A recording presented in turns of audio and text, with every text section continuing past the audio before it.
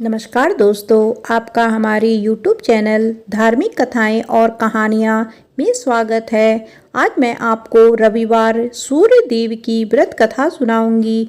अगर आपको यह कथा अच्छी लगी तो आप वीडियो को लाइक, सब्सक्राइब और शेयर जरूर कीजिएगा। आइए सुनते हैं रविवार व्रत कथा। प्राचीन काल में एक बुढ़िया रहती थी। वह नियमित रूप से रविवार का व्रत करती। रविवार के दिन सूर्य उदय से पहले उठकर बुढ़िया स्नान आदि से निवृत्त होकर आंगन को गोबर से लीपकर स्वच्छ करती। उसके बाद सूर्य भगवान की पूजा करते हुए रविवार का व्रत कथा सुनकर सूर्य भगवान का भोग लगाकर दिन में एक समय भोजन करती। सूर्य भगवान की अनुकंपा से बुढ़िया को किसी भी प्रकार की चिंता व कष्ट नहीं था। धीरे धीरे उसका घर धन्य धान से भर गया। उस बुढ़िया को सुखी होते देख उसकी पड़ोसन उससे बुरी तरह जलने लगी। बुढ़िया ने कोई गाय नहीं पाल रखी थी, अतः वह अपनी पड़ोसन के आंगन में बंधी गाय का गोबर लाती थी। पड़ोसन ने कुछ सोचकर अपनी गाय को घर के भीतर बांध दिया। रविवार को गोबर ना मिलने से बुढ़िया अपना आंगन नहीं लीप सकी। आंगन नहीं लीप सकने के कारण उस बुढ़िया ने सूर्य भगवान को भोग नहीं लगाया और उस दिन स्वयं भी भोजन नहीं किया। सूर्यास्त होने पर बुढ़िया भूखी प्यासी हो सो गई। रात्रि में सूर्य भगवान ने उसे स्वप्न में दर्शन दिए और व्रत ना करने तथा उन्हें भोग ना लगाने का कारण पूछा। बुढ़िया ने बहुत ही करुणा स्वर में पड़ोसन के द्वारा घर के अंदर गाय बांधने और गोबर ना मिल पाने की बात कही। सूर्य भगवान ने अपनी अनन्य भक्त बुढ़िया की परेशानी का कारण जानकर उसके सब दुख दूर करते हुए कहा, हे माता, तुम प्रत्येक रविवार को मेरी पूजा और व्रत करती हो। मैं तुमसे अति प्रसन्न हूँ और तुम्हें ऐसी गाय प्रदान करता हूँ जो तुम्हारे घर आंगन को धन्य धान से भर देगी। तुम्हारी सभी मनोकामनाएं पूर्ण होगी। रविवार का व्रत करने वालों की मैं सभी इच्छाएं पूरी करता हूँ। मेरा व्रत करने व कथा सुनने से बाज स्त्रियों को पुत्र की प्राप्ति होती है। स्वप्न में उस बुढ़िया को ऐसा वरदान देकर सूर्य भगवान अंतर्ध्यान हो गए। प्रातःकाल सूर्य उदय से पूर्व उस बुढ़िया की आंख खुली तो वह अपने घर के आंगन में सुंदर गाय और बछड़े को देखकर हैरान हो गई। गाय को आंगन में बांधकर उसने जल्दी से उसे चारा खिलाया। पड़ोसन ने उस बुढ़िया के आंगन में बंधी सुंदर गाय और बछड़े को देखा तो वह उससे और अधिक जलने लगी। तभी गाय ने सोने का गोबर किया। गोबर को देखते ही पड़ोसन की आंखें फट गई। पड़ोसन ने उस बुढ़िया को आसपास ना पाकर तुरंत उस गोबर को उठाया और अपने घर ले गई और अपनी गाय के गोबर को वहां रख आई। सोने के गोबर से पड़ोसन कुछ ही दिनों में धनवान हो गई। गाय प्रतिदिन सूर्य उदय से पूर्व सोने का गोबर किया करती थी और बुढ़िया के उठने से पहले पड़ोसन उस गोबर को उठा ले जाती थी। बहुत दिनों तक बुढ़िया को सोने के गोबर के बारे में कुछ पता ही नहीं चला। बुढ़िया पहले की तरह हर रविवार को भगवान सूर्य देव का व्रत करती रही और कथा सुनती रही। लेकिन सूर्य भगवान को जब पड़ोसन की चालाकी का पता चला तो उन्होंने तेज आंधी चलाई। आंधी का प्रकोप देखकर बुढ़िया ने गाय को घर के भीतर बांध दिया। सुबह उठकर बुढ़िया ने सोने का गोबर देखा। उसे बहुत आश्चर्य हुआ। उस दिन के बाद बुढ़िया गाय को घर के भीतर बांधने लगी। सोने के गोबर से बुढ़िया कुछ ही दिन में बहुत धनी हो गई। उस बुढ़िया के धनी होने से पड़ोसन बुरी तरह जल भुनकर राख हो गई और उसने अपने पति को समझा बुझाकर उस नगर के राजा के पास भेज दिया। राजा को जब बुढ़िया के पास सोने के गोबर देने वाली गाय के बारे में पता चला तो उसने अपने सैनिक भेजकर बुढ़िया की गाय लाने का आदेश दिया। सैनिक उस बुढ़िया के घर पहुंचे। उस समय बुढ़िया सूर्य देव को भोग लगाकर स्वयं भोजन ग्रहण करने वाली थी। राजा के सैनिक ने गाय और बछड़े को खोला और अपने साथ महल की ओर ले चले।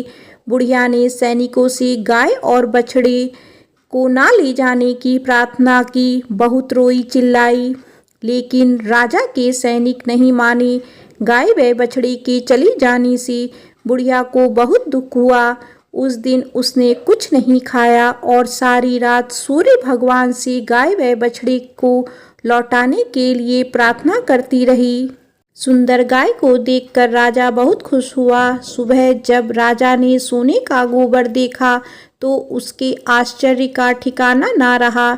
उधर सूर्य भगवान को भूखी प्यासी बुढ़िया को इस तरह प्रार्थना करते देख उस पर बहुत करुणा आई। उसी रात सूर्य भगवान ने राजा को स्वप्न में कहा, राजन, बुढ़िया की गाय और बछड़ा तुरंत लौटा दो, नहीं तो तुम पर विपत्तियां का पहाड़ टूट पड़ेगा, तुम्हारा महल नष्ट हो जाएगा। सूर्य भगवान के स्वप्न से बुरी तरह भयभीत राजा ने प्रातः उठते ही गाय और बछड़ा बुढ़िया को लौटा दिया। राजा ने बहुत सा धन देकर बुढ़िया से अपनी गलती के लिए क्षमा मांगी। राजा ने पड़ोसन और उसके पति को उसकी इस दुष्टता के लिए दंड दिया। फिर राजा ने पूरे राज्य में घोषणा करवाई कि सभी स्त्री पुरुष रविवार का व्रत किया करें। रविवार का व्रत करने से सभी लोगों के घर धन्य धान्य से भर जाएंगे। चारों ओर खुशियां छा गई। सभी लोगों के शारीरिक कष्ट दूर हो गए। राज्य में सभी स्त्री पुरुष सुखी जीवन यापन करने लगे। बोलो सूर्य भगवान की जय। आइए सुनते हैं भगवान सूर्य नारायण की कथा। एक ब्राह्मण था, वह सूरज भगवान का भक्त था। नहाता धोता कहानी कहता था, पर कमाता कुछ भी नहीं था। ब्राह्मण घर में रहता तो ब्राह्मणी बार बार कमाने के लिए परेशान करती। बाहर कहीं जाता तो अड़ोसी पड़ोसी भी उसे निकम्मा कहकर अपमानित करते। अतः एक दिन वह नहा धोकर अपने पूजन की सामग्री लेकर वह जंगल में चला गया। वहाँ एक सूखे पीपल का पेड़ के नीचे बैठकर पूजा पाठ करी और सूरज भगवान की कथा कही। वहाँ पीपल के पास एक सूखा सा तालाब भी था। उसमें थोड़ा सा ही पानी था। उसी पानी से लोटा भरकर सूर्य भगवान को जल चढ़ाया। पूजा का जल बहकर पीपल और सूखे तालाब में भी गया। जल के जाते ही सूखा पीपल हरा भरा तथा सूखा तालाब साफ पानी से भर गया। उस जल में सूर्य भगवान दिखाई देने लगे और कहने लगे, ब्राह्मण, मांग तू क्या मांगता है। ब्राह्मण ने सुना तो वो घबरा गया। सोचने लगता है पीपल में कोई भूत रहता है। रोज जब वह पूजा करता तभी आवाज आती। सुन सुनकर वह चिंता के कारण दुबला होने लगा। ब्राह्मणी कभी कभी ब्राह्मण से मिलने जंगल आती थी। उसने ब्राह्मण से पूछा, आप प्रतिदिन दुबले क्यों हुए जा रहे हैं। तब ब्राह्मण ने सारा हाल बताया। तब ब्राह्मणी ने कहा कि आपके बाद ही आवाज़ आती है ना। मुझे तो लगता है कि सूर्य भगवान स्वयं आते हैं। इस बार जब आवाज़ आए तो तुम सब कुछ मांग लेना। ब्राह्मण ने बोला, कैसे मांगूं? ज़्यादा कुछ कहना होगा तो मैं भूल जाऊंगा। कोई ऐसी तरकीब बताओ जिससे कम शब्दों में ज़्यादा कुछ मिल जाए। ब्राह्मणी ने कहा, तुम इस प्रकार कहना, 9 खंडे महल के अंदर सोने के पालने में पड़पोते को दास दासियां द्वारा खिलाते अपनी आँखों से देखूं।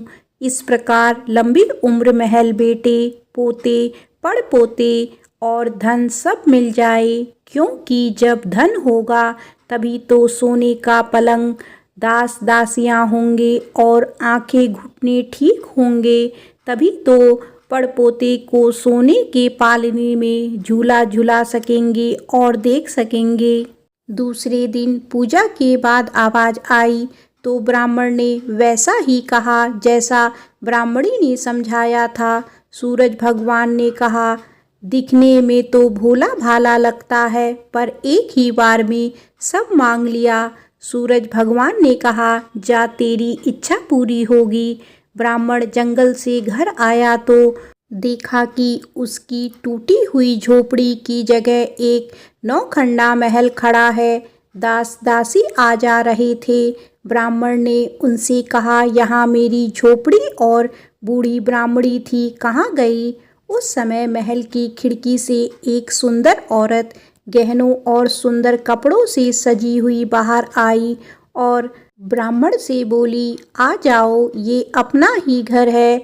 सूरज भगवान ने तुम्हारी मनोकामना पूर्ण कर दी है। ब्राह्मण ने कहा, हम इतने धन का क्या करेंगे? ब्राह्मणी ने कहा, धन से क्या नहीं होता, दान पुण्य यज्ञ होम करेंगे। फिर ब्राह्मण ने वैसा ही किया। अब सब राजा की जगह ब्राह्मण का गुणगान करने लगे। राजा ने यह सब सुनकर ब्राह्मण को बुलाया और पूछा, कल तक तो आपको खाना भी नहीं मिलता था, आज ये धन कहाँ से आ गया? कहाँ से चोरी डाका डाला?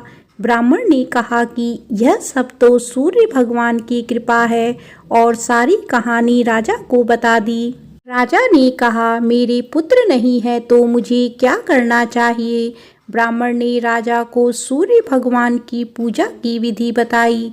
राजा ने वैसा ही किया जो उसके पुत्र हो गया। सब लोग सूर्य भगवान की जय जय बोलने लगे। हे सूर्य भगवान, जैसा ब्राह्मण और राजा की मनोकामना पूर्ण की, वैसी सबकी करना। कहानी कहने वाले की, कहानी सुनने वालों की, सबकी मनोकामना पूर्ण करना। बोलो सूर्य भगवान की जय। आइए सुनते हैं सूरज भगवान की रोट के व्रत वाली कहानी। किसी गांव में एक माँ और उसकी बेटी दोनों सूरज जी की व्रत किया करती थी। एक बार सूरज जी के व्रत वाले दिन माँ ने बेटी से कहा, मैं पानी लेने जा रही हूँ, तू 2 रोट बना कर रख लेना।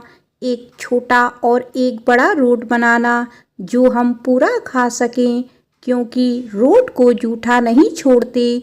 रोट के आटे में नमक मत डालना, यह अलुना होता है। माँ पानी भरने चली गई और बेटी रोट बनाने लगी। तभी सूरज भगवान एक साधु बाबा का वेश बनाकर वहाँ आए और भिक्षा मांगने लगे। लड़की ने कहा, मेरी माँ का रोट तो बन गया है, पर मेरा रोट बनेगा, उसमें से आपको दूंगी। बाबा ने कहा, जो रोट बन चुका है उसी में से दे दो, नहीं तो मैं जा रहा हूँ। लड़की ने माँ के रोट में से टुकड़ा तोड़ कर दे दिया। जब माँ वापस आई तो बहुत नाराज हुई और बोली, हे लड़की, मेरी रोटी का टुकड़ा दे दिया, मेरी रोटी मुझे साबुत दे।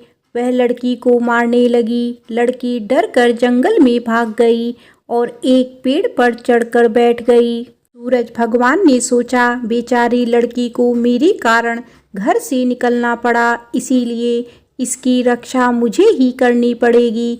सूरज भगवान रोज उसके लिए चूरमे का एक लड्डू और 1 लोटा पानी भेज देते थे।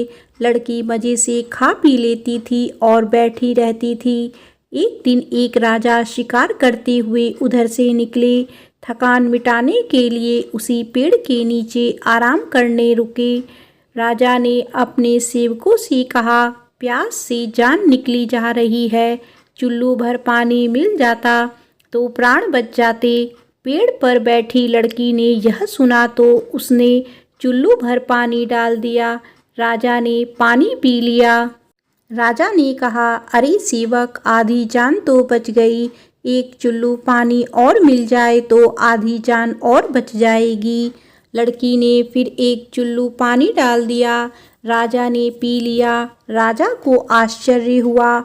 उसने सेवक से कहा, ऊपर अवश्य कोई है, तू ऊपर चढ़ और देख कौन है। सेवक ऊपर चढ़ा तो उसे लड़की मिली। लड़की ने सेवक से कहा, भैया, तुम ये स्वादिष्ट लड्डू खा लो और पानी पी लो, पर राजा को मेरे बारे में मत बताना। कह देना कि ऊपर कोई नहीं है, पता नहीं राजा मेरे साथ कैसा व्यवहार करेंगे। सेवक भूख प्यास से परेशान था। उसने लड्डू खाया, पानी पिया और नीचे जाकर राजा से कह दिया कि ऊपर कोई नहीं है। राजा ने सेवक से कहा, तू ऊपर गया तब तो थका हुआ था और आया तो तरोताजा दिख रहा है। नहाया और खाया हुआ मनुष्य छिपता नहीं है। मुझे शक हो रहा है, मैं खुद ऊपर जाकर देखता हूँ। राजा पेड़ पर चढ़ा, वहाँ सुंदर सी ब्राह्मण कन्या को पाया। राजा ने कहा, डरो नहीं, तुम बहुत सुंदर हो, मेरे साथ चलो, मैं तुमसे विवाह करना चाहता हूँ। लड़की राजा के साथ चली गई। राजा ने उसके साथ विवाह कर लिया। साल भर में ही उसने एक सुंदर बालक को जन्म दिया। उसकी अन्य रानियां उसकी देवरानी, जेठानी और उसके पुत्र की सुंदरता से जलने लगी थी। सूरज भगवान का व्रत आया। लड़की रानी ने व्रत के लिए रोट बनाया। दूसरी रानियों ने राजा से कहा, तुम्हारी नई रानी को रोट बनाना नहीं आता, उसका बनाया हुआ रोट खाओगे तो आपका पेट दुखेगा, रानी खाएगी तो कुंवर का पेट दुखेगा। नई रानी ने यह सब बात सुन ली और उसने रोट को थाली के नीचे छुपा दिया और सूर्य भगवान से सहायता के लिए प्रार्थना करने लगी। राजा ने जब पूछा कि थाली के नीचे क्या है, तो उसने कहा कि मेरे गरीब पीहर से आया हुआ उपहार है। राजा ने थाली उठाई तो देखा उसके नीचे सोने का चक्र था। राजा ने कहा, वाह, गरीब पीहर वालों का ऐसा उपहार। नई रानी चुप रही। एक दिन रानी खिड़की में खड़ी थी, तभी उसे अपनी माँ दिखाई थी, जो दरिद्र अवस्था में छाजले बेच रही थी। उसने सोचा, माँ को यहाँ बुला लें तो यहाँ आराम से रह लेगी। इतने नौकर चाकरों में वह भी कुछ काम कर लेगी और किसी को पता भी नहीं चलेगा। उसने माँ को बुलाया। रानी की माँ आते ही वही बात दोहराने लगी, हे लड़की, मेरी रोटी का टुकड़ा दे दिया, मुझे मेरी साबुत रोटी दे। रानी ने सोचा, कहीं सबको पता ना चल जाए कि मैं अपनी माँ को इस तरह महल में बुलाया है, मुसीबत हो सकती है। उसने माँ को चुपचाप एक कमरे में रहने को कहा, बाहर से ताला लगा दिया। रानी की देवरानी, जेठानी व अन्य रानियां राजा से कहने लगी कि रानी का व्यवहार संदेह पैदा करता है। एक औरत महल में घुसी थी, पर वह वापस नहीं निकली। छोटी रानी यह सुन लिया। वह सूर्य भगवान से इस विपत्ति से बचने की प्रार्थना करने लगी। राजा ने वहां आकर उस कमरे की चाबी मांगी। राजा ने कमरा खोला तो वहां सोने की एक मूर्ति थी। राजा ने पूछा, यह मूर्ति कहाँ से आई? रानी ने कहा, मेरे गरीब से पीहर का उपहार है। राजा ने कहा, तुम्हारे गरीब पीहर से इतने कीमती उपहार आते हैं, मुझे तुम्हारा पीहर देखना है, हम वहाँ चलेंगे। रानी ने फिर सूरज भगवान से मदद मांगी। सूरज भगवान ने कहा कि मैं सवा पहर की व्यवस्था तो कर दूंगा, लेकिन फिर मुझे दूसरी नगरी में उजाला करने जाना होगा। सूर्य भगवान ने जंगल में माया नगरी बसा दी। महल, झरोखे, बाग बगीचे, रिश्तेदार आदि सब माया से बना दिए। महल की रसोई में कई प्रकार के व्यंजन बन रहे थे। सबसे मिलकर और खा पी कर रानी ने राजा से वापस चलने को कहा। राजा ने कहा, जल्दी क्या है, थोड़ा आराम कर ले। रानी ने बड़ी मुश्किल से राजा को वापस चलने के लिए मना लिया और वे रवाना हो गए। थोड़ी दूर जाने के बाद राजा को ध्यान आया कि उनकी कटार वहीं रह गई है। राजा ने सेवक को कटार लाने भेज दिया। सेवक वहां गया तो देखा कि वहां जंगल के सिवा कुछ भी नहीं था। कटार झाड़ी में पड़ी मिली। कटार लेकर सेवक आया और उसने यह सब राजा को बताया। राजा को पहले ही शक था। उसने तलवार निकाली और गुस्से में आकर रानी से सच बताने को कहा। रानी ने सब कुछ सच सच कह डाला और सूरज भगवान की कृपा और मदद के बारे में भी बताया। यह सब सुनकर राजा बहुत खुश हुआ और रानी को सूरज रोट का व्रत अच्छे से करने को कहा। रानी का मान और बढ़ गया।